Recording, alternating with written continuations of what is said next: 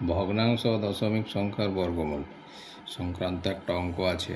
কোনো বৃত্তের ব্যাসার্ধ 7/22 ইন্টু বৃত্তের ক্ষেত্রফল আন্ডার রুট, যদি বৃত্তের ক্ষেত্রফল 1.54 হেক্টর হয় তবে বৃত্তের ব্যাসার্ধ কত বার করতে হবে।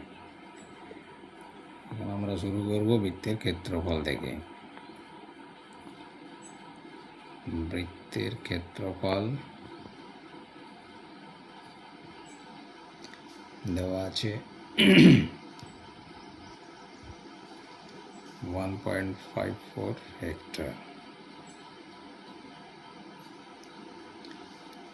এটাকে বর্গমিটারে করে নেব।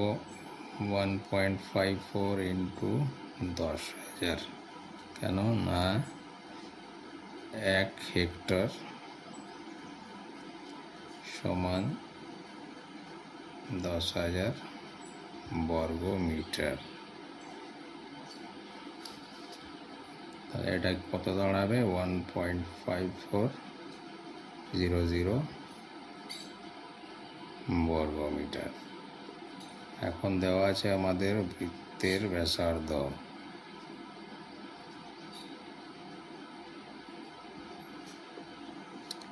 সাত বাই 22 ইন্টু বৃত্তের ক্ষেত্রফল